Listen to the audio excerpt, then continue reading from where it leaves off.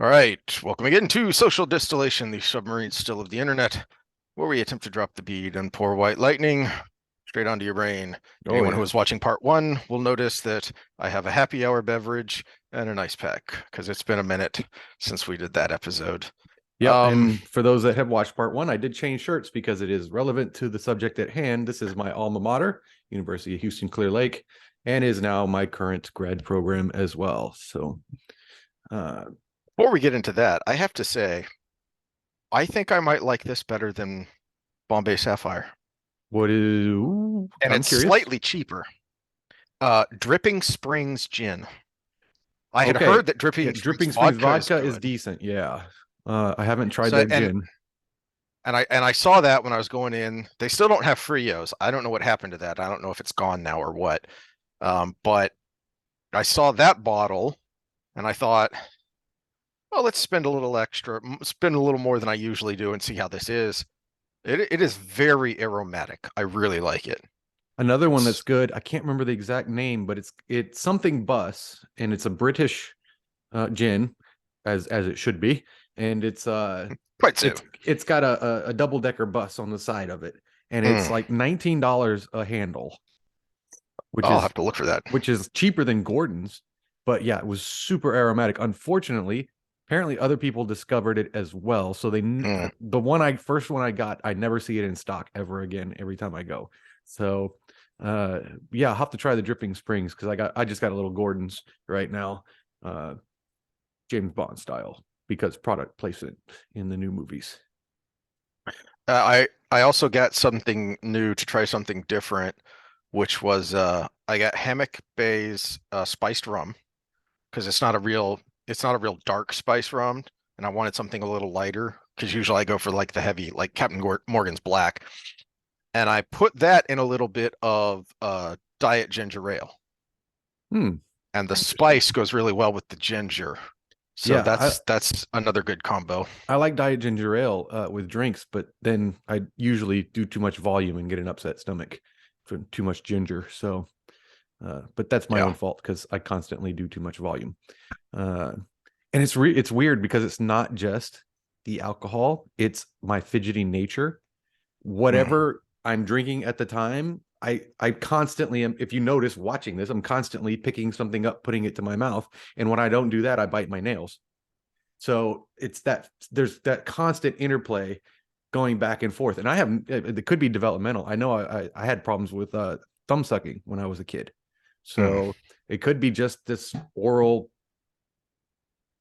tactile fixation that I was probably born with or developed at a very young age. And if there's a drink there, it's gone. And so I'm, even if it's coffee, my coffee, I always drink too much coffee because it's like, oh, I'm done. Oh, I'm not ready to be done with coffee yet. So I'll pour another one. It's so part of my fidgety nature makes me overdo a lot of things. So, Hmm.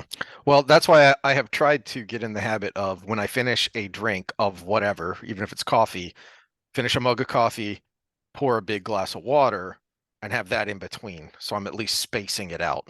I've been trying to do that, or chewing gum. Chewing gum helps sometimes too, especially since there's nothing you want less than a gulp of coffee while you have mint gum in your Mhm. mouth. So, I tried that for a while. I can't find a gum that actually lasts, though, that oh, I just buy in doesn't get volume. I keep stale and okay. Yeah, I just keep changing out because I get the big packs. Actually, I have one right here. The extra polar ice. They come in these packs like $5, and there's I think 8 packs in there. So yeah, it's like 100 and something, 120 sticks, and I'll go through probably one of those things a week just because again I can't not be chewing or doing something like that. Yeah. Maybe I need help. I don't know, or maybe it's Maybelline, but uh, Well, I think we all got something, some sort of tick, some sort of whatever. mm-hmm. Uh, I guess there could be worse than being fidgety, but but anything else before we get to the subject at hand? nope, Okay, so the nope. reason the shirt is relevant is because, as we've talked about before, I'm going back to school and I wanted to kind of go over the subject matter of what I'm trying to do because I think it's very relevant to a lot of the things we talk about. So for those that haven't seen, going into the psychology program, graduate program at UHCL, first to get a master's in neuroscience, and then to continue to a full PsyD in clinical psychology licensure. But I want to do half and half research and clinical work. Part of it is just because, as I told the advisor, I'm very easily bored by nature, so that will keep me interested for a lot longer. And the research part of it Mhm. can be very fluid because you go from one project to the next. Sometimes you work on one thing your entire life, but you can piggyback on other people's work. You can go into your own work. You can have your main project and then dabble with everybody else and co-author with everybody else. So Yeah. once you get into that system, there's a lot of freedom there other than the And, grant. and the clinical will fit in with the same part of you that likes to coach because Yeah, well, that's a because kind of coaching. I can't not work with real people. I Hmm. always there's just a part of me that I can't have just the theory and I can't just have the practice. I have to be mixing both. And so my background is physiology and exercise. Uh, even published the my published work is biomechanical effects of center of mass redistribution on walking kinematics in bungee simulated lunar and Martian conditions. Fancy way of saying we bungeed someone to a treadmill, took them up in the vomit comet, and watched them walk. And then 80 hours of frame by framing that video later, I wrote a paper. So that's I need to learn to read to write in that speak again. Uh, yeah. Was the So vomit comet to calibrate the bungees to simulate uh less gravity properly? no. When we were on the lunar and the so that was part of it. When we were in the lunar and the Martian gravity, the bungees weren't resisting anything. We were Mm. just watching how the person moved. And okay, so give a little background here. What we were working on was the life support system for the new spacesuits, which I don't know if they're fully completed yet, but the Mars Venture work, this was like the beginning works for it. Mm. And what most people don't know about the original lunar landings, which aren't fake and weren't made in a studio, because I got to see the inside part of it where you get basically the bloopers reels. The problem was, it wasn't like you saw there where everything was put in place. That was like the shot that worked that they could use for media. Because what would happen because of the way lunar gravity is, if you've never walked around in it, you just can't, there's no feeling like it to when I was in the vomit comet, when we were in that 0G. And then uh it's not like a bouncy house. It's not like anything like that. It's not even like walking underwater. It's completely different. And so the astronaut who's going out on their mission would drop a wrench or something and then spend 45 minutes trying to pick it up because they fell on their back and they're on their back like a turtle and they're trying to get up, but then the center of gravity gets thrown off and they roll over onto their head. And it was basically just a struggle to pick it back up and maybe get something done before you had to go back and get more life support. But the life support, you want to maximize your time, your oxygen and your humidity stabilizing and everything, but it all weighs different things. So if you put a tank on the left side and a purifier on the right side and all of these things, they weigh differently, and you're in that very unstable low gravity situation. One step could throw you 10 feet in one direction. And so we were trying to maximize how much life support we could have, but still not throw the astronaut off enough that they end up basically unable to function. And Keep it all in balance. Yeah. yeah, and so what we were studying was how much can we shift in every direction without throwing off the walking gait and all those type of movement kinematics. Kinematics being the movement itself, kinetics being the force behind the movement. So the kinematics of the astronaut, as little as possible, but still maximize their time they could be out in exposure by having maximum life support. So that's Yeah. what we were working on. And so realistically, we had this big giant pack that represented the central unit with pockets that we transferred weights to at the different gravities. and then we were watching to see how much we can shift the weight to one side versus the other. Mm. So when in the vomit comment, it was purely timestamps and shifting stuff around. So one of us was supposed to be writing down the timestamps, while my job was to move the weights from the different pockets between, because you drop. So basically you free fall, which creates the 0G, and then it pulls you back up. So you're in 2G. So during the 2G, I was switching weights out because I was the only one in the group Yay. strong enough to be able to do that. And during the 0G, I got to rest. And actually, I got to play around. So I was doing backflips and all the fun stuff. But at first, but my partner got sick because she started to vomit on the vomit comet. So I ended up doing both jobs as we went along. But then the boring part of it, that's the fun part. The boring part was taking all that video and click 0.1 second, measuring the foot, the stride, everything, click another 1/10 of a second, measuring the foot, the stride, front to back, side to side, all of that. So that was about 80 hours of video analysis I had to do before I wrote that little bitty abstract for the whole thing. But yeah, that's what I did. And now I'm going back in to my goal. And actually, the motivation for that, a few years ago, I read this on a recommended reading list of a nutritionist I follow and respect, Martin Birkin, who is one of the forefronts of the fasting movement, said one of the books everybody should read. And it's all about stress. This is the book about stress. This is Big Brain Sapolsky's original big hit.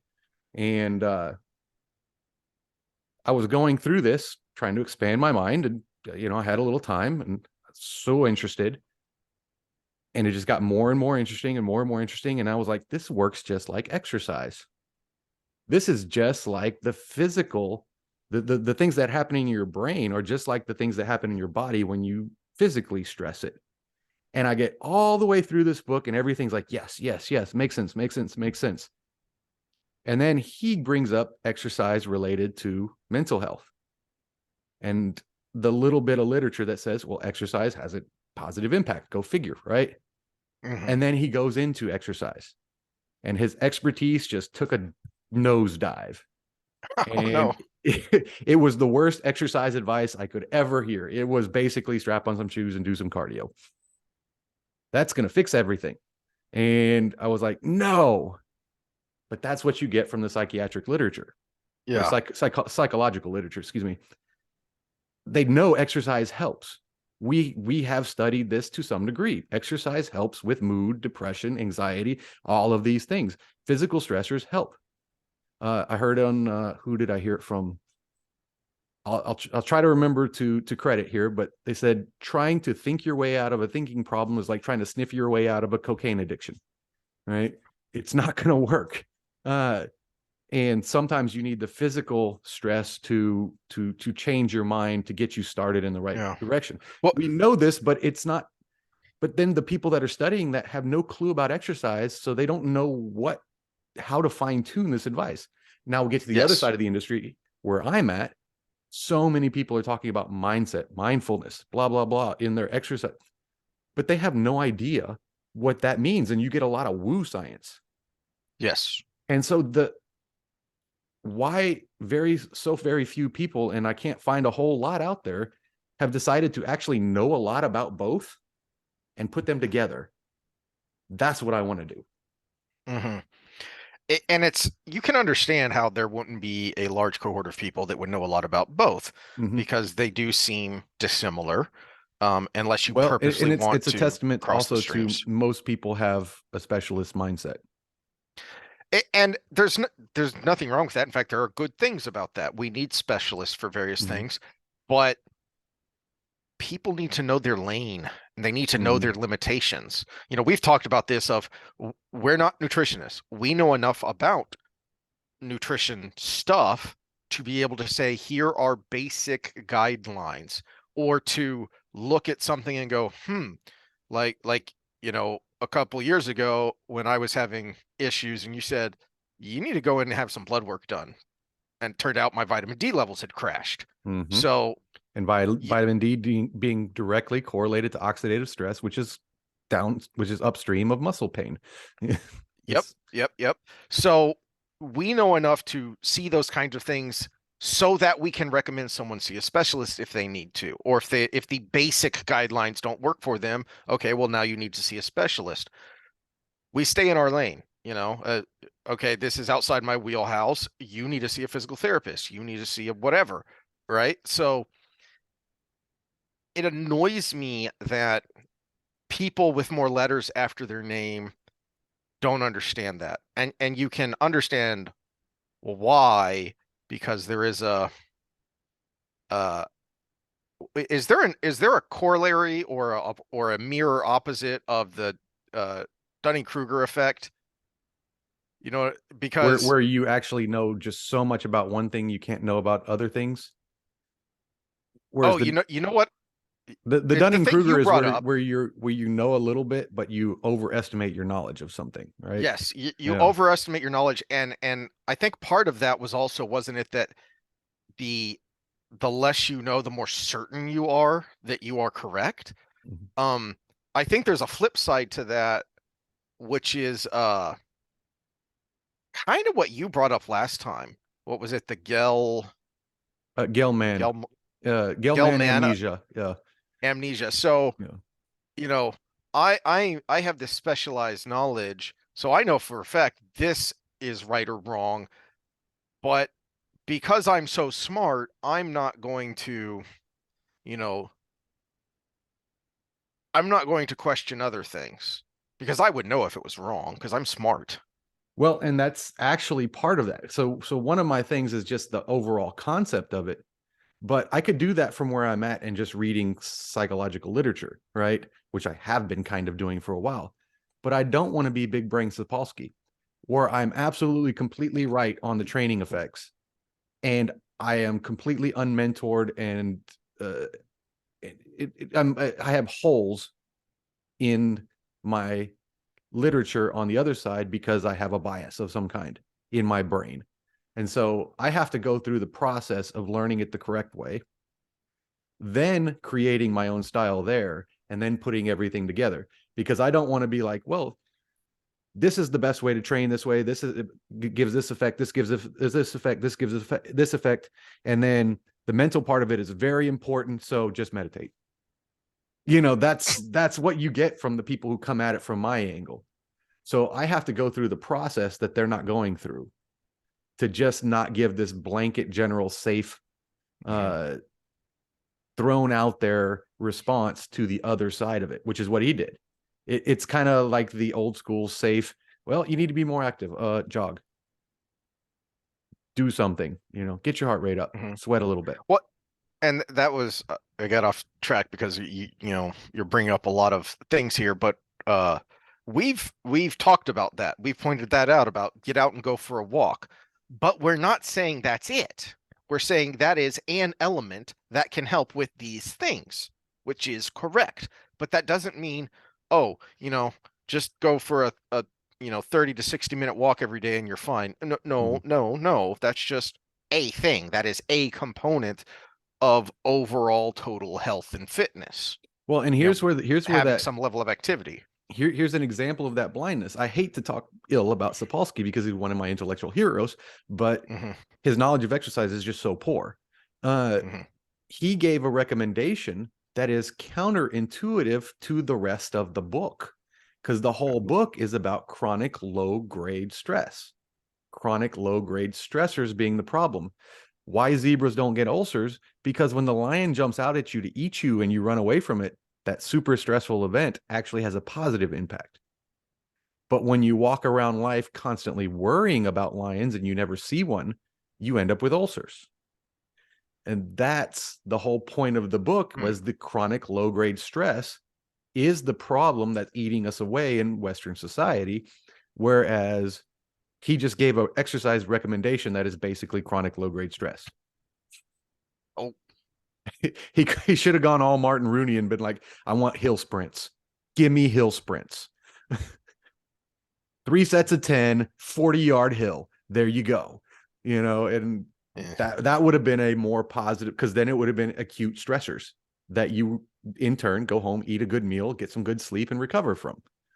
It's one of the downsides to living in Texas. Unless you're making Dripping Springs gin and vodka, it's hard to find a hill.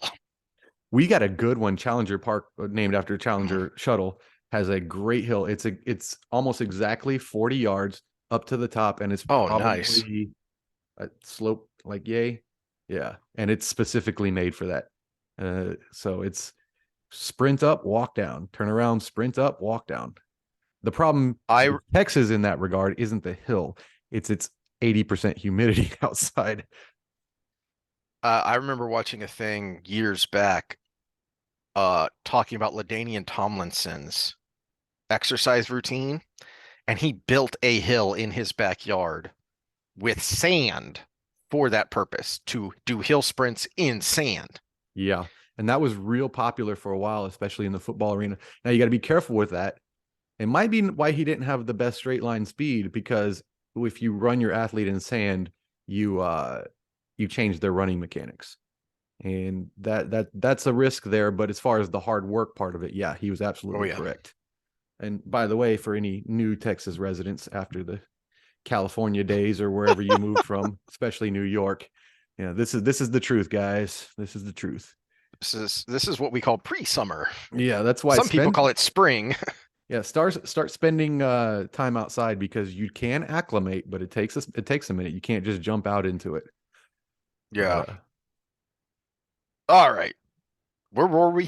What were we doing? oh, we were talking about my motivations for going in, and then Mhm. connecting those two, and then we were giving thoughts on that connection. Uh, but it's going to be exciting. It might even get exciting early, because I reached out to my old advisor in the human performance department, and he answered actually back within minutes. And Cool. he's like, "Great to have you back." And let me read the email itself. He asked if I was going to be in this ID or the MS, and then he was talking about that they had been thinking about that same thing for a long time, and he said, "Let's get situated and talk about research, and it's going to be beneficial if we work with the HHPI." HHPI is where are you at? No, what I do with you? Oh, okay.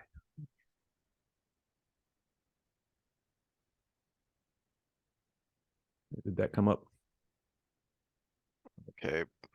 Is the Health and Human Performance Performance Institute. Institute? Yeah, so they've got a big thing going there, where they're doing, it's basically this massive facility doing nothing but human performance and health research.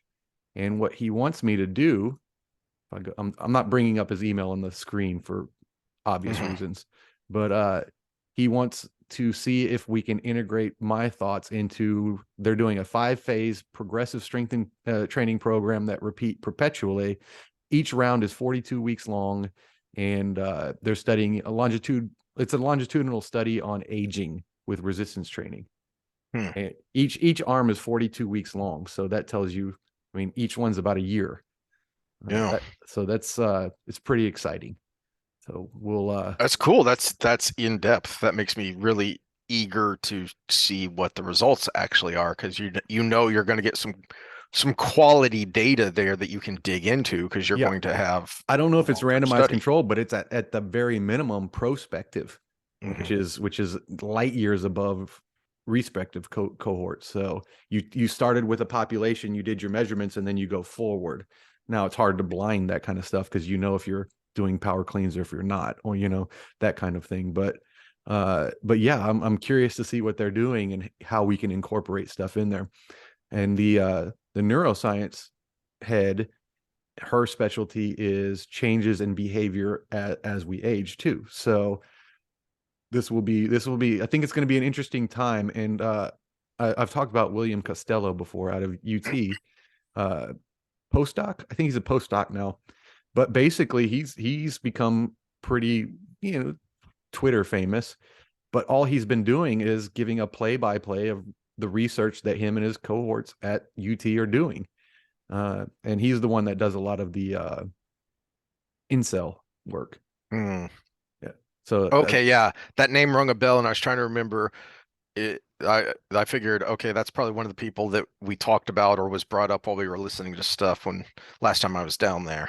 yeah, I know I've brought him up, but I think I had you listen to a short with him. Mm. in it. But he's doing a lot of that research, but he's under Dr. David Buss, who's the evolution of desire and men Yeah, behaving I know that badly name. and all of Yeah. that, who is actually a co-author on uh the book that Modern Wisdom, what's his face? Chris Williamson is writing. So, it was one thing for a podcaster to be writing a book on this, but then to be co-authored by probably the number one Hmm. uh, evolutionary psychologist on sexual selection. Uh, I think it's probably going to be a pretty good book. A little bit of torn feelings there because he probably could have done a project like that with one of his grad students instead of the famous podcaster, but I think it was the podcaster's idea. So, Yeah. you know, hopefully there's some other grad students working on that to help push their career forward as well. But I think it's going to be an exciting time, and I look to do the play by play using this channel too, maybe once a month updates or something. Okay. So I don't know if this is going to be a swerve or not, but the first question that just now popped into my head is, so why do you have Bruce Lee up over your left shoulder? How does he apply to what we're talking about today? Integrating all forms of thought into a final thesis. He is, I can't, man, I wish I could remember who I heard first say this, that he gets so much attention for as a martial artist, and he's an incredibly underrated philosopher. Oh, I think his philosophy was why he was famous. He would have been just another action star that died Hmm. if it wasn't for his philosophy. And it was his philosophy that caused him to make the enemies he did that probably were the result of his death. Because his philosophy was not only to integrate everything that works in his own life, but to spread the good word to everybody else, no matter who you are. And the Chinese traditionalists did not like that. Uh, what is that movie? I don't think it did well in the box office, and I accidentally watched it. I don't remember what it was, what streaming service it was on for a little while, but it was shockingly good. And I think a big reason for it is because he's such a mythological figure, and Bruce Lee wasn't the main character in the movie. It was the guy he sparred against, the Shaolin monk. It was that guy, and it was this student of Bruce's, who I'm not sure if he was an actual person or if he was like a composite character or what. I'm drawing a blank on it. Um, Dang it, I need to find that. It was actually really good, um, because it it didn't lionize anyone. I mean, Bruce Lee was a man. He had his faults. He was Mm-hmm. kind of an arrogant ass. Not without, it wasn't entirely unjustified, but in the same reason that Muhammad Ali was an arrogant ass, but you know, he said I am the greatest, and he was for a very long time. So it doesn't sugarcoat his flaws. It has enough creative license to make a fun action movie. Mm-hmm. So that's the other thing it's got going for it. But then it also shows you, it actually shows you his philosophy. It actually shows you, because there is that butting of heads of, no, I'm going to teach to, if you are an honest seeker, you deserve to be taught. It's not just that, I think I'm so awesome and I've figured things out. It's, I've figured stuff out. I have an obligation to share this. And if you're an honest seeker, if you truly want to learn, then I also have an obligation to teach, because Mm-hmm. that's part of being a teacher. And it shouldn't be uh it shouldn't be, balkanized and crap, what's the word I'm looking for? Uh Yeah, I'm segregated and secluded in bubbles the way we kind of do now with our social media, with our thought, as we kind of put ourselves in bubbles and segregate ourselves. And his thought was, that should not be the way things are. That uh We have brought this up over and over. Is rather famously, one of his more famous quotes of, uh, "Take what is useful, discard what is not, add what is specifically your own." Mm-hmm. Um, and I saw a great uh, quote from Brandon Lee. Uh, that was an interview he did shortly before he died, talking about Jeet Kune Do and what that means.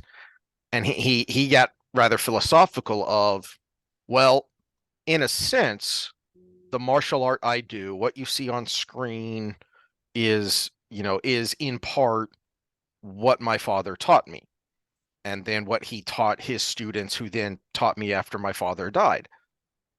But in a sense, if you're doing it properly, it's my own, because that's the whole point of it. Is my father Bruce did Bruce's Jeet Kune Do. I do Brandon's Jeet Kune Do, because we're different people, because Mm-hmm. we bring different things to the art, to the practice of it. In the same way that different doctors, that's why it's called the practice of medicine, and different doctors bring different things. Well, and it's important because then the communication comes in where you share ideas and something you did might spark something in me that even makes it better. And that's the way it's supposed to be.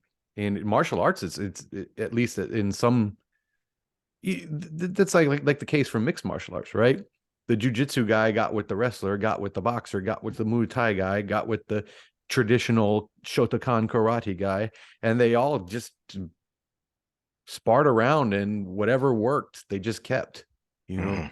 So it was yeah, Bruce Lee was definitely a game changer there. And he had the personality to bring it out.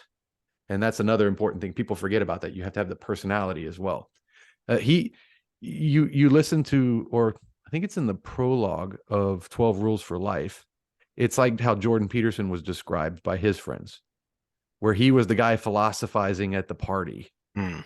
and you just couldn't help but just kind of start listening to this semi crazy guy just keep going.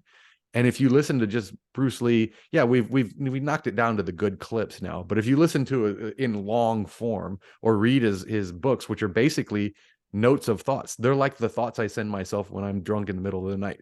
You know, if you just put all of those in a book, you would be like, oh, kind of crazy, but you'd be able to pick out ones that were profound. Yeah. You Yeah. know, Incidentally, the other night when I said drunk Samo is smart Samo, and you responded, "Am I really only smart when I'm drunk?" What I heard in my head was, "I have a tiny head."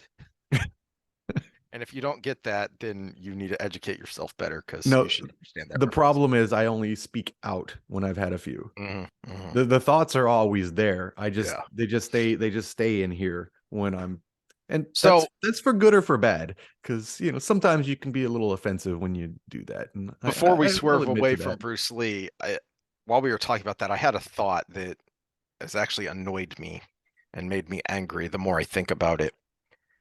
I would love someone who is truly understanding of Bruce Lee's philosophy to actually make Game of Death, because it is hard to learn what that was all about, because there's so much mystique and stupidness around it, Hmm. because he died during the filming, and there's only a limited amount of footage, and even less actually usable footage, because a lot of times the camera was rolling as they were choreographing. And so that's a lot of what the footage of Game of Death is. It's not real movie footage, it's just him and the other guy choreographing. But what a lot of people don't understand is the structure of that movie was philosophical, because he's going up this pagoda, Hmm. fighting a different person as he goes. Each fight is a different style. Each fight requires the protagonist Adapt his own style. to adapt his own style. And of course, the pinnacle of that, or at least the most, I can't remember if this was actually the top of the pyramid or not, but or top of the pagoda, but it is the starkest example of that is his fight with Kareem Abdul-Jabbar, Hmm. who was That's one what of I was his just thinking about. students. Yeah. Because here you have this 7 foot or 7'2" or whatever he was guy, and this 5.5 maybe foot little guy. You can't get more distinct and stark than that. And he did that on purpose because obviously this guy's going to have a ludicrous reach. How do I get inside that? How do Hmm. I deal with that when he can just keep me at arm and legs length forever and I'm screwed? Especially when he's That was throwing the those point. side kicks, and but it's hard to even sidestep the size of that foot. It's bigger than your stride. Exactly. And annoyingly, there was after his death, and I don't even know if they legally had the rights to do this, but there's at least one theater release, and there were a number of Game of Deaths released with a Bruce Lee wannabe lookalike. Some of them, one in particular that I'm thinking of, even incorporated some of the usable footage, all like 14 minutes of it or 12 minutes of it, whatever it was, from from what Bruce had filmed as a cash grab. And it was obnoxious and stupid and insulting, frankly. So I would love somebody with this is, boost the signal. Someone needs to ask Keanu Reeves to do this Mm. because he is a producer. He is a deeply thinking individual, and he loves not just the martial arts, but martial arts movies and the history of it. He loves Hong Kong cinema, classic Hong Kong cinema. So this would be a great project for Keanu Reeves as a producer and even co-writing and possibly co-directing is putting this together, actually doing this. I didn't want to get into woke politics in this fun segment, but this is very relevant. There's a reason why Jackie Chan has sucked in the last 15 years because he's owned by China. Yeah. And again, get back to Bruce Lee, that was the beef. He Mhm. refused to be owned by China and he ended up dead for it. It was not an aneurysm. Epstein did not kill himself. Okay. We might have to go down that deep dive at some point because there's I all 12 people that are watching right now are going to go, "What? Huh? What are you talking about?" Perfectly, probably one of the most healthy people on the planet dies of a brain aneurysm in the bathroom while taking a shit. No, he did not. That's the brain aneurysm was lead. Okay, that's the only thing he couldn't dodge was a bullet. Same with his son. And the fact that they died pretty much the same way of an aneurysm in an accident, yeah, no. They refuse to be owned by China. China does not like that. And Jackie Chan is playing the fiddle right now. Mhm. And he used to Jet Li be, too. Yeah. yeah, and Jet Li, they used to be the most entertaining people to watch in action film. But now they're making woke films like the new Karate Kid and whatever else, and speaking the company line. And it's just the truth of it. But they It, also, and it's a darn shame too yeah, they don't want to be Epstein. because So it's, be- because because people like that especially understand the stark difference between being free and living under a totalitarian regime because you have the example of Hong Kong and the whole of mainland China. mhm. And it's a very stark example. Well, and even when you're out of the country, you're still owned. Yao Ming made very little of the money he made in the NBA. What was the other guy that was Lin, Jeremy Lin? Hmm. Yeah. Well, no, he was an American. He was an American citizen. Okay, so who am I thinking of? I don't know. Somebody basically signed their contract, and the CCP had to come in and sign on another line because they did not own I their see own that I did rights. not know. Yeah, that was definitely true with Yao Ming, but there was somebody else that was. Well, this has been in the news recently because and I've known about this for a while from watching the channel China Uncensored, and it's actually crossed into the mainstream news now because there was an actual case about it brought, I think, in New York court that China runs overseas police offices. And supposedly, this is for bureaucratic and regulatory reasons. This is just for helping uh, uh, Chinese citizens living overseas to renew their driver's licenses and stay in contact with people at home. And it's crap. It is pure intimidation, and not just of Chinese citizens living abroad, but some of the allegations here, pretty substantial allegations in this case in particular, and it's known elsewhere, is these police officers in these overseas stations will visit American citizens who are ethnically Chinese or immigrants, immigrant citizens, to pressure them. Like if they are outspoken against the CCP, they'll get a knock on their door from some, polite police officer saying you really shouldn't do that. Did you ever listen to that interview I told you about with Inez Cantor and the Trigger Mm. guys? Inez Cantor being NBA player that Yeah, was yeah, yeah. blacklisted. I have heard him on other things before. I think Whitlock interviewed him a while back. Hmm. So I've heard him before, and it's Yeah, just what people dark. don't realize is this is with basketball. NFL is a different story, but the NBA has a far greater revenue from China than they do from the United States.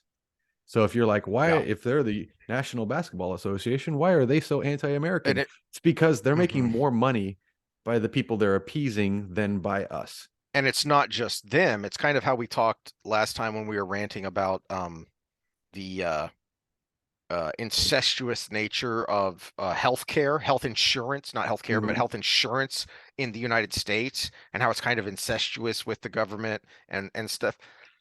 The NBA has that relationship with the shoe manufacturers because the NBA is, ever since Air Jordan, is a huge seller of shoes. Nike primarily, but also Reebok, Adidas, New Balance. They all have huge contracts with the NBA and make almost all of their shoes in China. And well, to add background to that story with Inez Cantor, he had a very productive NBA career. It wasn't like he was a scrub that Mhm. he Mhm. wasn't a Colin Kaepernick, right? No.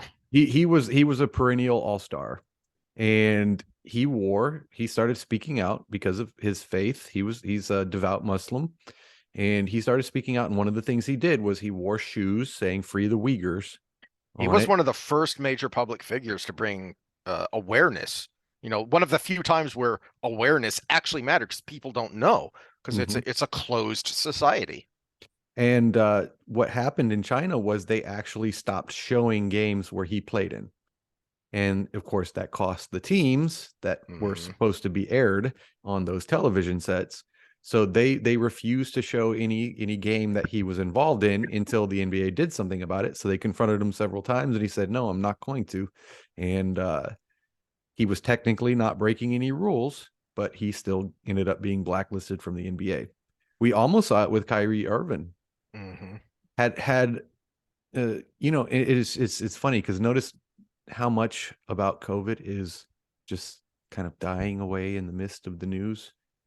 Had that perpetuated for another year or so, we would have seen the same thing from him because he refused to get jabbed. So it's and now they're talking about him after that all blew over. Is he going to reunite with Braun and win a championship and everything because they were so good together, even though they hated each other?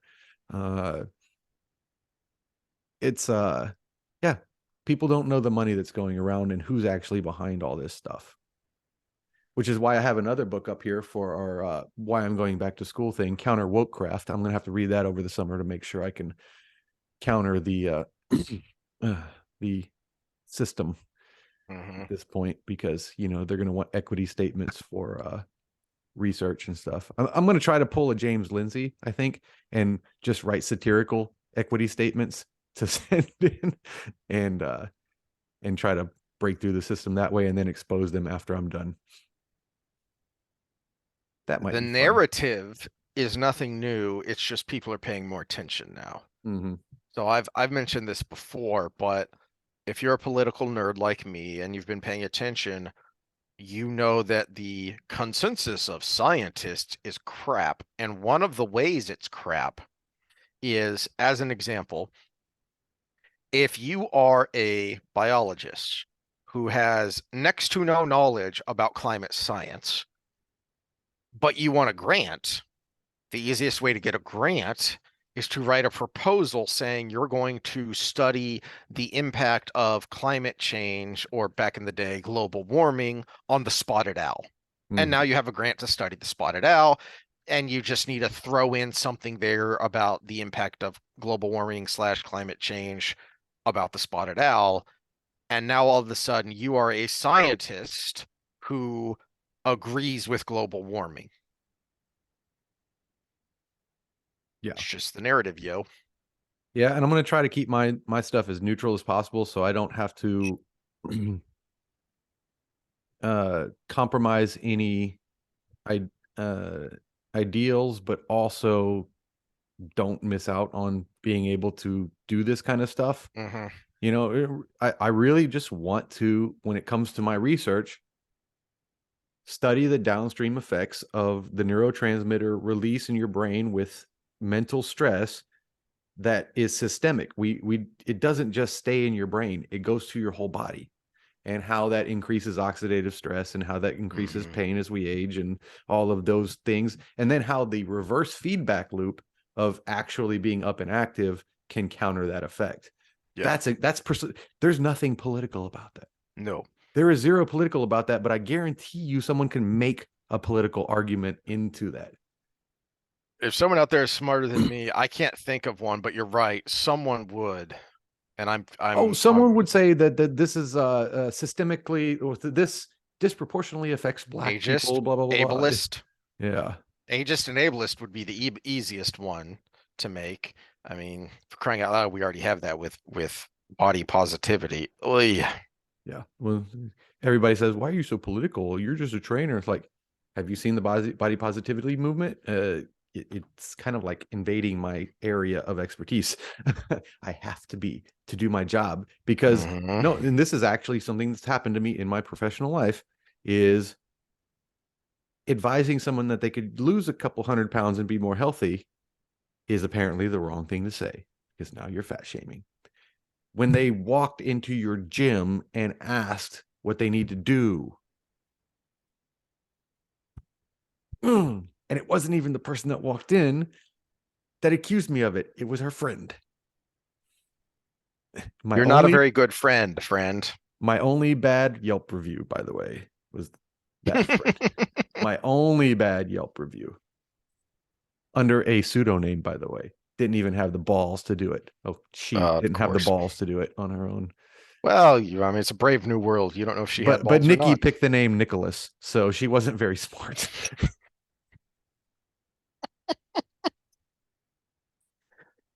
Oh boy. All right, what else are we ranting about today? That was the main thing I wanted. I didn't know if you wanted to pivot from that or not, but Well, I do have a pivot. One thing, a pop culture thing I wanted to talk about. While you gather your thoughts and think if there's anything else you want to talk about. I It's a big moment for me admitting that I need help. I need help there, audience, friend Sam, to keep me from going to see Flash. That's why I wore the shirt today. I have long had a love-hate relationship with DC Comics mm-hmm. because so one of the this especially started to happen in the 80s, and as much as I love Chris Claremont's run as the author of X-Men, um one of the uh pros of Marvel Comics versus DC Comics has been that their characters were more real. Well, if I want angsty teen drama, I'll watch an after school special. I've always liked the characters in DC because if I'm going to watch a fantasy, I want to see fantasy. That's unfair to some degree because there's the Marvel of the Marvel universe, like Endgame and stuff, Mhm, and mhm. then there's the Marvel of the Daredevils and the more real, Yes. in-depth characters. And Eh, I liked that gritty realism of that Marvel mhm. versus the Marvel that Right. was everything What was a god at what some point. what the fans and the comic industry pundits meant when they said real was that the characters had real lives and real drama. Mm. which can be fine Well, I don't until see. it turns I into see that in angsty teen DC too, drama. though. I It, mean, you have yeah. that, but it's in pseudonyms. Like you have Superman and Clark Kent. You have Mhm. Batman and Bruce Wayne. So there was a real life to these characters. It just wasn't who they Yeah. actually were. And which was the point of the alter ego. But the real, as in, you know, this person's superpowers, like the Punisher. The Punisher doesn't even have superpowers except that he's, you know, maniacally Uber driven, aggression. uber aggression. Yeah. Right. So that kind of realness is fine, is good, is a twist on the superhero His superpower is idea. lack of fucks to give. Exactly. So that's fine. I just don't like that. And this is I'm gonna make a Final Fantasy analogy here. So the problem is that the wrong lessons were learned is, oh, our characters are more real. Let's lean into that. And that's where the annoying teen drama type stuff started to come Hmm. in. And in the 90s, especially, DC saw the huge boost in Marvel sales and said, we need to copy that. Well, this happened with Final Fantasy. For any other nerds out there that played the Final Fantasy series of video games, Yeah, where it used to be in the original days was a Japanese take on European medieval society, basically. And basically, yeah, yeah. and then became soy boys or the hero of the world Why? by the But end. but why? Because of Final Fantasy VII. And Mhm. as much as that game had great elements, and I personally have replayed it many times, the problem with Final Fantasy VII is that it was too big. It was huge. It sold a gazillion copies. And Squaresoft, now Square Enix, learned all the wrong lessons from it. They looked at it superficially and said, "Oh, we have this emo soy boy as our main character.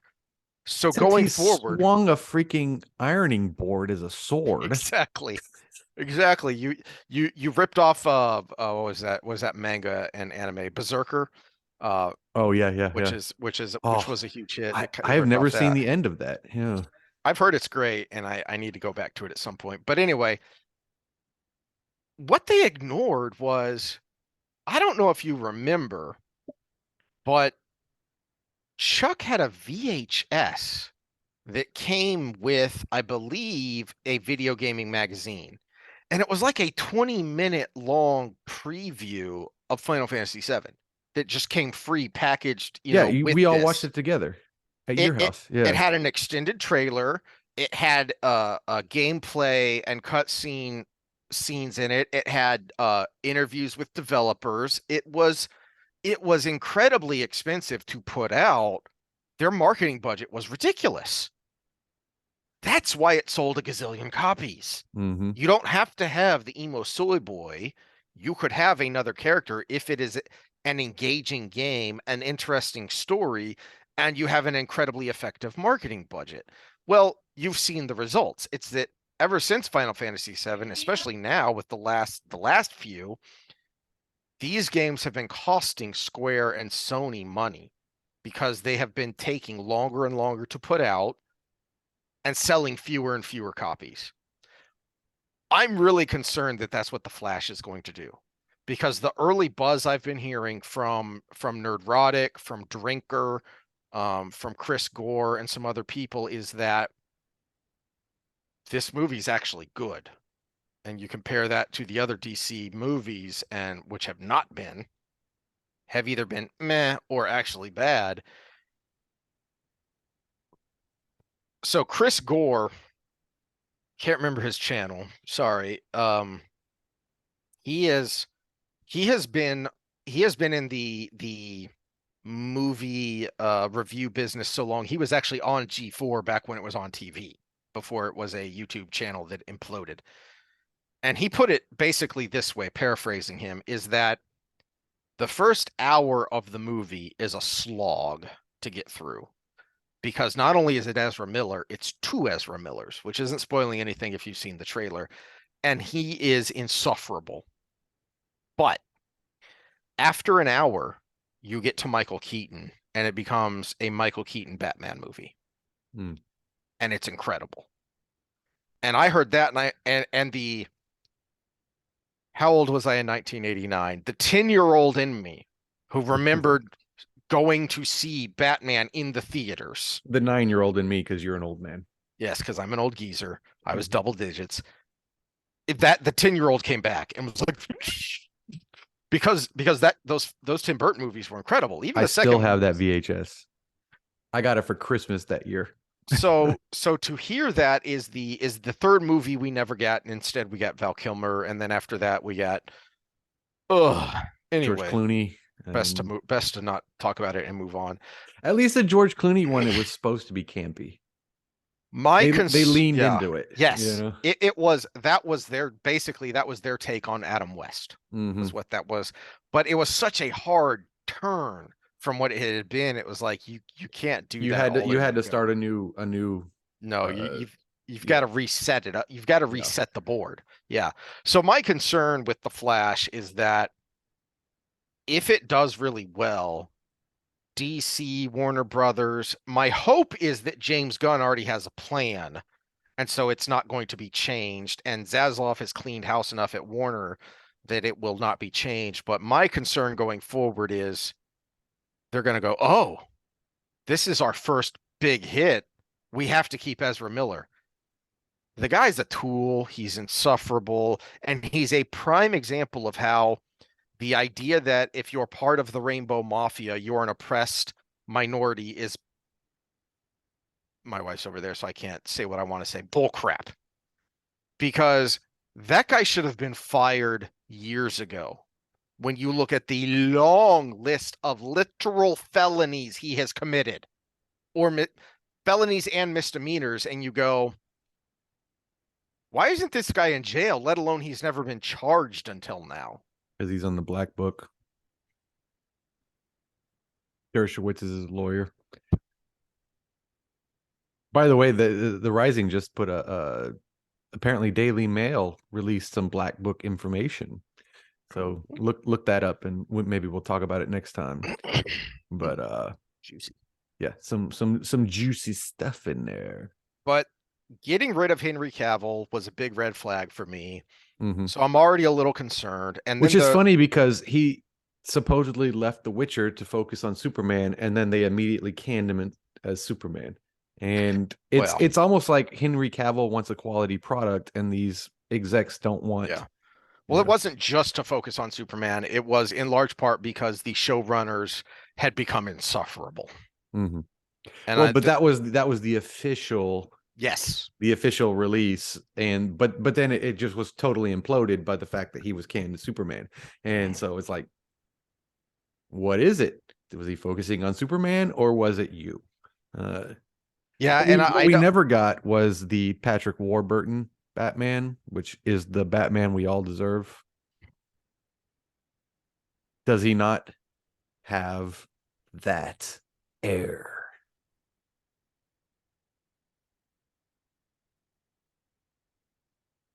I was trying to see if I could find a good picture of him to bring up if anyone doesn't know who he is. Well, if you'll recognize the voice as Joe from Family Guy.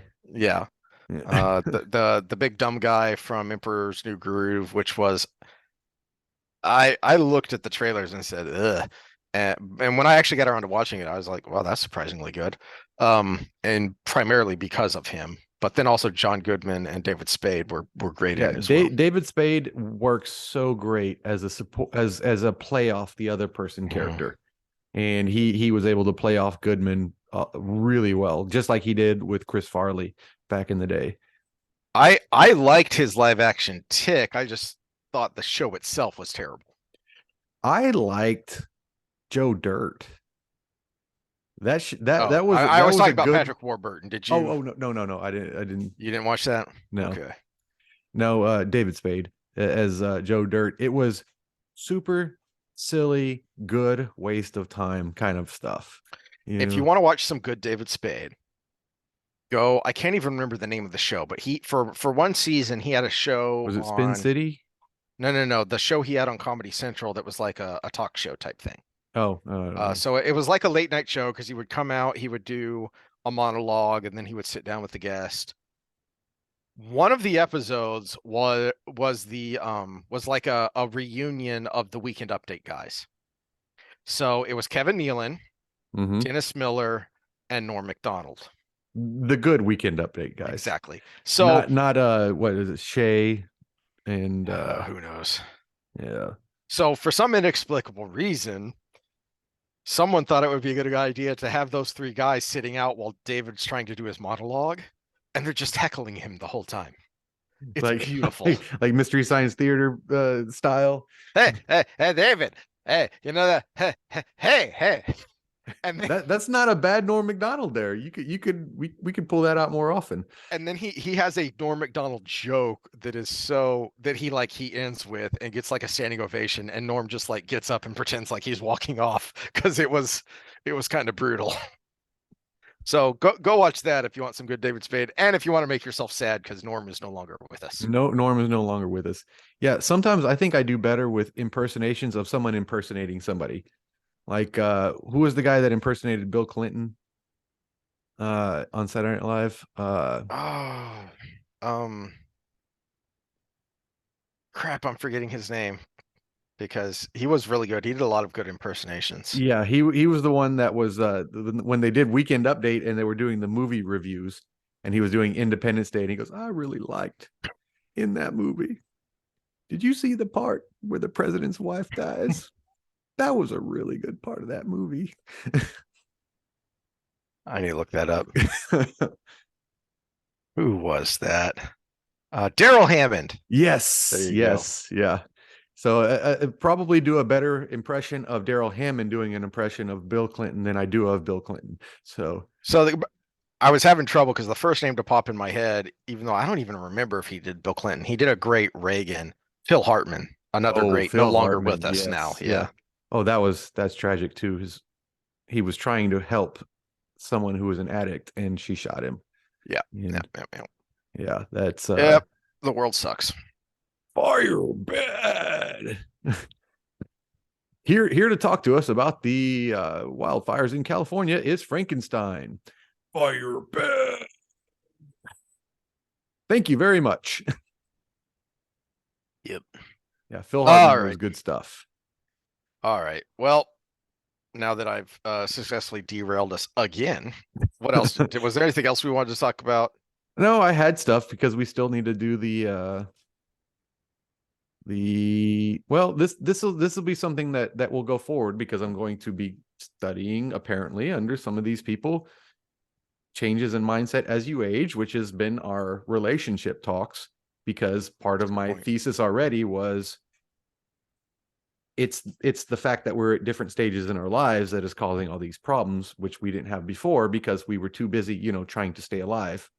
And now we don't have to deal with that anymore. So that's stuff we can go into further later. Any other subjects we've left on the table that we haven't gotten? I can't remember if we teased anything last time that we forgot to talk about, comment below, and we'll get to it. I don't think we did. I think the main thing we teased last time was we were going to talk about the Durham report, which we did in part one, which made my eyes bleed. And I'm sad it wasn't happy hour when we were talking about that. Yeah, and we're gonna have updates with presidential running and stuff. Like we might have the abortion talk again at some point because DeSantis has changed his stance from what he's trying to push through in Florida to safe, rare, and something the old Democrat Safe, rare, and mantra. legal, which is Yeah, which is the old Democrat mantra for his presidential campaign. So and I do have an interesting thought there because I'm looking at polling numbers and stuff. DeSantis could make a play here if he cooperates with one of the other candidates in the primary. If he takes Vivek to the side and says, "Dude, you got no chance, and I know you got an agenda to go forward. You're my VP candidate if you drop out and jump behind me." Because if you combine their two numbers, you beat Trump. And they're so similar in so many ways that there's going to be a not a whole lot of lack of people just jumping onto the DeSantis train Yeah, from but the the Vivek train. egos of these people, because it's the same, But it's that's the thing. Vivek's 2016 such a all long over shot. again. I can't imagine his Yeah. ego would, if he's guaranteed the VP, which is a lot of times guaranteed at least a run at Yeah. the next presidency. Especially since they're also young. Vivek's 37, So 38. however, all right. So do you want to know the conspiracy theory on the right now from the I, conservative I podcast? would like to hear this. Vivek is a tool of Trump. So here's how To the take votes thinking from goes. DeSantis. Here's how the thinking goes. Wait a minute. Why is it Vivek has not attacked Trump at all, so far as I know. And certainly when people were floating this idea, he hadn't. I'll have The to re-listen to it, but when he was on Reason, the mm, libertarian podcast, I think he did a lot. okay, Yeah. because early on he had not attacked him at all. He was just so early on he was just talking about himself. This is who I am. This is why I'm in the race. Here's the Hmm. book about what here's how I woke up to wokeness. So here's kind of my journey from just businessman to you know social commentator. When he started attacking, he was attacking DeSantis, and it was before DeSantis had officially announced, way before, He did talk a right? lot of trash about DeSantis on So that one. so he Yeah. talked trash about DeSantis a lot, and so where the kind of conspiracy theory comes from is that a lot of his early attacks were things that would make you go, "Well, wait a minute, you could attack Trump on that too, and Trump was even worse on it." Hmm. So, And so do if you think something like that is he's there to knock DeSantis out if he runs, and then Trump is gonna VP him because he's not gonna Pence again. We know that. oh yeah, Here, Yeah. here's what I think, and I'm gonna kind of swerve and make an analogy here. So because this is in my head because I sent you a text about it and I finally got around to watching it last night was uh about a month ago. Tim Kennedy sat down with Glenn Beck for his Saturday podcast that he does, and it's like Hmm. an hour and a half interview with just one subject. So it's not his normal radio show. And it was really good as you would expect. And they kind of covered a wide range of topics. And one of the things that came up was the relatively recent release of more Kennedy documents.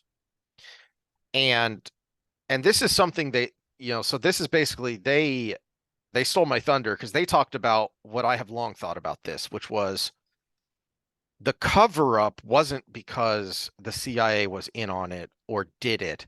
The cover up was because they were too incompetent to stop it. Hmm.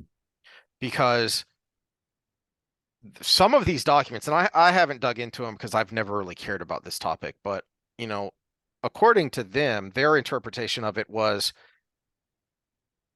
uh the CIA knew all about Oswald and had tried to use him as an asset before. That's what they were covering up, was that they coulda, shoulda stopped this, but they were too bureaucratic and incompetent to. And to their point, Sutherland Springs, Parkland, uh, exactly, exactly. Uvalde. And you Sorry, wonder had a why little people coughing fit and there. you wonder why people don't trust the long-standing institutions that we used to trust to protect us. In fact, I think the title of the episode was something like Tim Kennedy, why you absolutely cannot trust the CIA.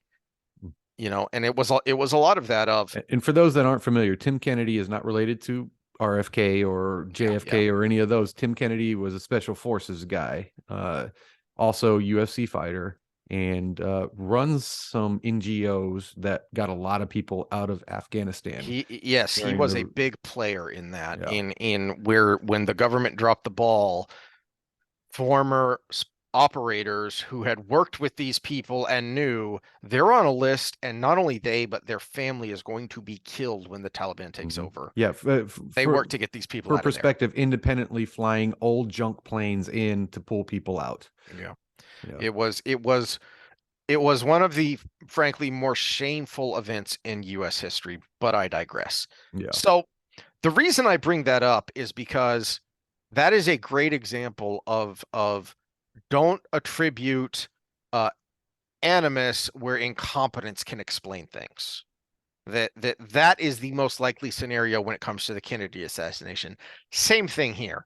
Do I think, Trump and Vivek had a secret conversation at some point, said, "Hey, why don't you do this?" No, probably not. No, no, But I wasn't asking that. right. I was asking, is this something that Trump's going to pick up But on and say the people really like this other guy too? but And there are people who think that, and I think that's silly. What's most likely here is the simple observational fact that if you kiss Trump's butt, he is effusive in his praise of you. The second you even slightly cross him, and by cross him, I don't even mean oppose him, just slightly disagree with him, and you're the worst thing ever. That's the kind of person he is. That's the kind of extreme he is. So it is entirely possible that what Vivek is angling for here is a cabinet position. And he mm, could end up being the vice president as well, but it's entirely possible that given his business background, maybe he wants to be the treasury secretary so he can kind of implement some of his ideas there. And so he knows you don't attack Trump ever.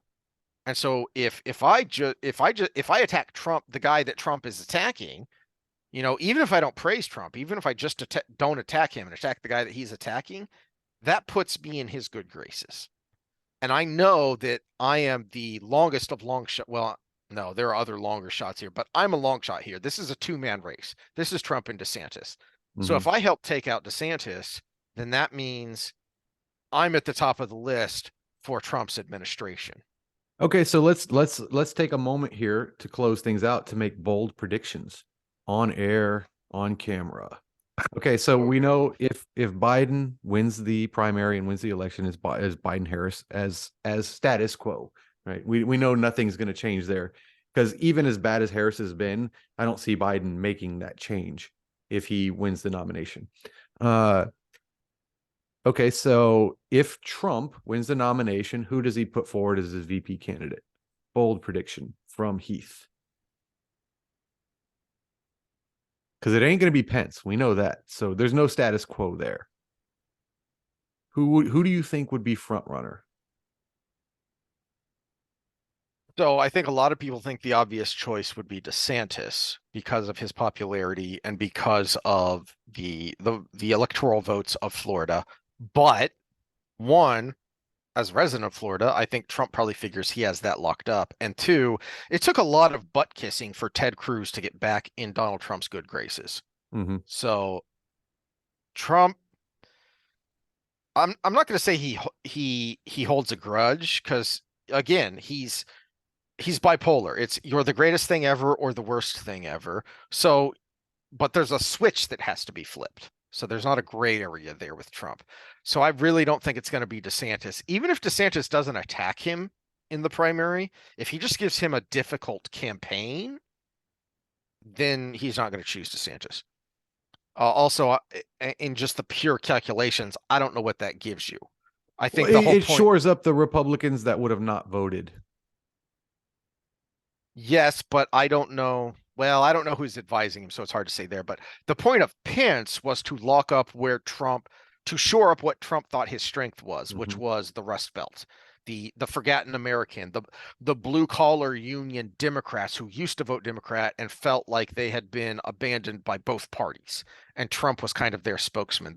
What we've referenced Michael Moore a lot. So that was the point of Pence. What about someone like Kerry Lake? That's where I was going. Because he didn't win If Arizona last time. if Trump is self-critical enough, and I don't know that he is, but maybe like Trump Jr. is. I know Trump Jr. is because he's talked Mhm. about this. But if the people around him are cognizant enough of the political facts to recognize his absolute biggest weakness in the electoral demographics are women, Mhm. especially suburban white women. So I'm going to give you three names. If he recognizes that, he's either going to pick what who you mentioned, Carrie Lake, is kind of the long shot. I think the more likely candidate, because she has more of a record and will also shore up his right because she's so conservative, is Kim Reynolds, the governor of Iowa. She's Okay. serving her second term as governor of Iowa right now. So Yeah, that would shore up I his don't know a right whole as lot about well. her. I'm just hoping your third one isn't Marjorie Taylor Greene. That's No. So it's if he goes woman to help with the female problem, it's going to be one of those two. Probably more likely Kim Reynolds than Carrie well, Lake. I would add a third female to that because he could go the Nikki media, Haley. no, the media and uh reality TV and try to pick somebody like Tulsi Gabbard to pull the independents. I hadn't thought about that. In large part because I don't know if Tulsi Gabbard would accept. I don't think I don't know if she would either. Well, but at the same time, What if you're her, you're looking at it, yeah, it's Trump, but it's the VP and how much of a difference can I exactly? make? But what I would And she is expect, all on board on his foreign policy. what I would That's the expect thing. is that you would get a leak that was a purposeful leak, which happens all the time, that Tulsi, Carrie Lake, and Kim Reynolds, along with maybe a couple of other names, are on the short list so that Yeah. you get the buzz that you're considering those people, but you're not actually going to pick those people. That And happens so all the time. who's your third one then? Vivek. Vivek. Okay. Yeah, because that helps him with the minority vote because he's a Hmm. person of color. But it also, like Oh, Pence, one of the whitest persons of color you'll ever see. okay, but like Pence was to But help he's short. very articulate. That Yes, is great. yes. Yeah. He's also a business guy like Trump, so that reinforces where Trump thinks he's strong. He's Like also anti-interventionist like Trump. so He's like Pence was there yeah. to help shore up the Rust Belt because Pence was the governor of a Midwest state, Indiana. Vivek helped shore up that um businessman, but not woke, BlackRock kind of businessman. Mhm. He's an independent guy like me. That helps reinforce Well, that not only Rust is he Belt not woke Union Blue Dog BlackRock, he Democrat. created a company that was counter to the ESG movement with Exactly. Strive. So So depending on which way Trump or Trump's people want to go, he's either going to go Vivek to help with the minority problem as well as shore up the the anti-establishment businessman, or to shore up the female vote and help with his right, to help shore up the right, the people who might go, I don't want to vote for Trump on the conservative side, Kim Reynolds. and an honorable mention there, if you want to bring in minority vote and shore up conservative voters, would be Tim Scott Yeah. because What he would, if Trump could take a middle of the road line or a states' rights line on abortion, but you got Tim Scott there as your comfort of we know what you really believe. that And which is where Kim Reynolds comes in, because Iowa just recently passed a pretty strict, perhaps the strictest in the nation, abortion bill. mhm. So that's where she helps come in too, because it, like I said, it helps shore up the right. Okay, so that's Trump if DeSantis wins the nomination. I have This is a no harder idea. one. Yeah, this is a harder one. Yeah, if DeSantis wins, I really have no idea. I know Uh, who the Secretary of Health would be, but he would take Latipo up with him. But uh, for a VP, mhm. what he would have to do is find somebody who doesn't who's kind of counter to his stuffy nature, his boring, choir boy type personality. And I'm trying to think of somebody who Yeah. would do that. And there's not a whole lot in the Republican Party. Well, the first name to pop into my head is probably more wishful thinking than reality. Someone who is more outspoken, more bulldogish. Rand Paul. That would be Incredible. that would be incredible in my book. Yeah, It, he would definitely be it, pulling my vote, at least depending on what happens on the other side. But especially not a lot of this, like part of it may be wishful thinking, but the logical part of this is depends on what comes out of this grand jury that he impaneled to look into COVID and the jabs and all that. If some serious consequences come out of this Florida grand jury, and DeSantis wants to make that a focal point of his campaign, which would be smart because that's Trump's biggest weakness, because he still hasn't gone back on that. Mm-hmm. Then that would make a lot of sense because that would be strengthening your strength. That would be kind of doubling down on that of, hey, I did this at the state level, and here was the guy who was like the lone voice in the wilderness at the federal level. Well, and it also, again, going on the cultural side, because I'm thinking of the Democratic argument and the things that can hamstring the Republicans that they are always blind to. And the abortion debate is the number one thing that always keeps creeping up. And what we know about Rand Paul is he's extremely pro-life, but he's But also extremely anti-federal regulation. mhm, So he would push that thought of this is yeah, the states. This is the states yes, issue. Uh, in fact, this is an individual issue because he's borderline libertarian. So it's he would kind of nip a little bit of that in the bud, even though his yeah, personal beliefs don't. And he's articulate enough to get that point across, whereas Trump is not. That was one of the questions he failed on in that town hall, where he just kind of sputtered and spit yeah, for a few yeah. minutes on that. No, to your point, I think you made this point when we brought up the town hall a couple weeks ago was that his his best was the foreign policy stuff. Because when he Mhm. talked about Ukraine, he was absolutely on point, and that's how he should have been the whole time. Is no, I'm denying your premise because you have an agenda. And it's probably the issue that I would say I'm 95% behind Trump on. And you look at domestic stuff, a lot of things, and okay, and then no on a lot of things. And but foreign policy, just like, yeah, this is the Well, old yeah, walk softly and carry a damn big stick. This is A- exactly what we should be. And and more importantly, he has a record. Because one of the things that made Never Trump happen in 2016 was it was all speculative, and mhm. there were a lot of red flags. The reason a lot of people, I mean, like for crying out loud, Ben Shapiro, Glenn Beck campaigned for Cruz and was one of the voices on the right saying, we should have a contested convention. Do not concede. We should take this to the convention and keep fighting. In 2020, he was one of the people saying, I was wrong. Trump has done a lot of good things. I'm voting for him and you should too. Well, why did that happen? Because Trump had an actual record. Now I'm trying to get in Trump's head here and in his Cruz head.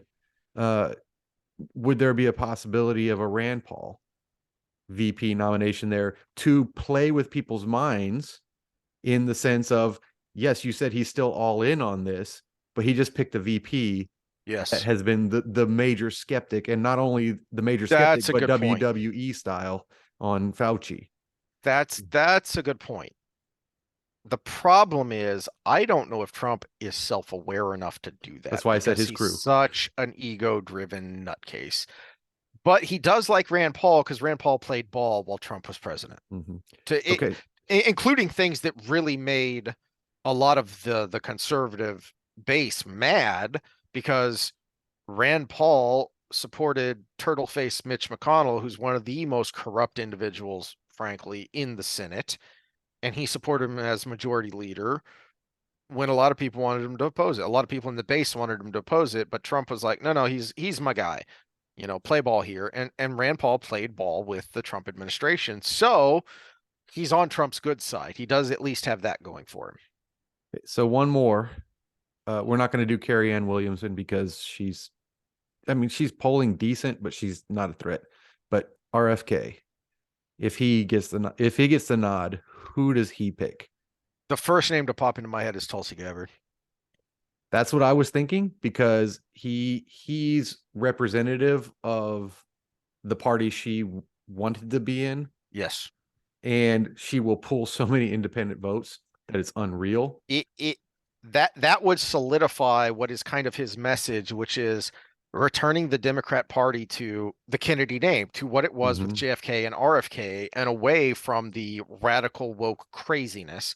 Not only would that solidify itself, but he's got to recognize his biggest flaw is his public speaking. Yeah, It's not a mental thing. it has to be someone It's a articulate. mechanical thing. Yeah, She it is was an incredibly infection in his articulate. vocal cord. It Okay, I was didn't even know why I he found that out talks like today. that. I found that out Okay. today. Yeah, it was some sort of infection or abnormality in his vocal cord that he had to have cut out or something. Oh, Yeah. My other thought was the person that I didn't think you would bring up for DeSantis, but it was great.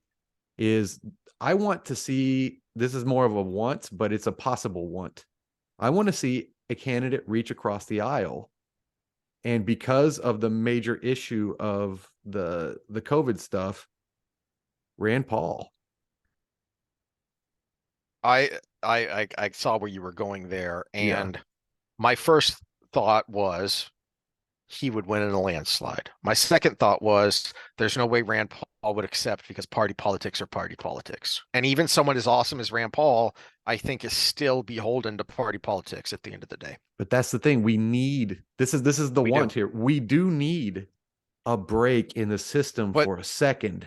And that would be for one, even if it was Trump, if he was to go across and pull a Democrat that supported him on stuff, but that that's would why I be think Tulsi Gabbard is so attractive because she's technically an independent and mm, she used to be a Democrat. mhm. So you're still reaching across the aisle, but she doesn't have the strings attached to her that someone who's still technically a part of the party does. Yeah, but once you're VP, do you need your party? That's You the thing. shouldn't. Yeah. If he was to be pulled across as a VP from the other side, ultimately he's young. He could be the first independent to ever win the United States presidency. True. And we're talking about what we've really. Hello. Hello. Stop jiggling your thingy. Hello. Yeah, Back. I Okay. didn't hear you. What we really need, as we talked about with the part one of this, is a change to the unit party. And that would be the ultimate FU to the unit party right there. You've got an outsider from one side and a dissident from the other side. Hmm. And that could be a Trump pulling across the aisle, or that could be an RFK pulling from the across the aisle. And that's more of a want. I think you're right that someone like Tulsi would be the number one. Uh, I can't really think of any other Dems that I I that think a would more that would likely jump behind RFK. I think Maybe there's a governor out there, but a more likely scenario of reaching across the aisle would be uh if Trump DeSantis might do it too, but if Trump wins the nomination, uh it's going to be really hard for RFK to win the nomination because it's frankly, as we've seen with Bernie Sanders, it's really easy to rig the Democrat primary mhm. in favor of the establishment, who the establishment wants. But I could see Trump and maybe DeSantis reaching across the aisle to say, hey, join my cabinet for both of those. RFK, join my cabinet in whatever capacity would best let you push the agenda you've been talking about. And Tulsi Gabbard as, NSA defense, something like that, where they line up so perfectly as far as foreign policy goes, and she could have a real impact there. Yeah, that's probably it. I just want to change in dynamics so bad. I want to Yeah. go back to the old way where the winner was the president and the runner up was the VP, because Yeah. that's a great power dynamic because the VP's the deciding vote in the Senate. Gee, it's almost like they did it on purpose. Yeah, yeah. Do you know when that changed and why? No, I can't remember how and when and why that changed. My guess would be after um it may have been the Jefferson Adams election because that Oh, so very early on. yes, because it was incredibly contentious. I mean, people think, oh, it's so bad now. Okay, it's just easier to spread the bad, but um Jefferson's campaign basically accused Adams of being a transvestite. Hmm, maybe he So that was. that was He was two that was spirit. part of the ugliness of that campaign is so there was a lot of nastiness thrown around in that Could you campaign. imagine That Trump was being the probably a big VP part right of it. now? I should be at the top, but I'm gonna veto this or I'm gonna vote this way. It was Yeah. totally God, unfair. that'd be hilarious. Oh, that'd be hilarious. Yep. Yep. Let's go back to the good old days. Now, if we were big enough, someone would come along and say I'm supporting slavery or some crap like that. But all right, I that's all I got, and I need That's to all I start got. making dinner and stuff. So comment below if you think I should give my money to Warner in DC or if I should uh continue to boycott it until they because this is all perspective, in much the same way as the political stuff we've been talking about is all perspective. I want to see actual results, you know. So that's what's got me hemming and hawing about all this is I want to see actual results. Okay, stop talking a big game. Yeah. Like, share, subscribe. I can't wait to give my play-by-play of what's going to happen. And also, we've been bitching and moaning about the inside of academia, and I'm wading back in. So I'm putting my Have fun money with and that. my body where my mouth is, and oof, we'll see how that goes. I'm waiting for the first equity statement. I might have Chat GBT write it for me. Oh, I was Gosh, playing that'd with be AI awesome. earlier, the Snapchat AI friend that they You'll give have to you. see how that goes. Yeah. Yeah, and it's stupid. All right. Well, we'll see y'all Friday where we will gasp, talk about how men and women are different and view the world differently. Oh yes. New Which, Spring, the most fun part of the book is yes, coming up. not only men and women thinking differently, but that becomes compounded and exponentially worse when you also have cultural differences thrown in there. Yeah, and refusal to communicate about those differences because you should know. That's a No, good no point. one knows about your Malcury traditions because that's no one's alive except The you. country hasn't existed for over 20 years. Yeah. All right. So that's what we'll dive into next time. See y'all then. All right, later.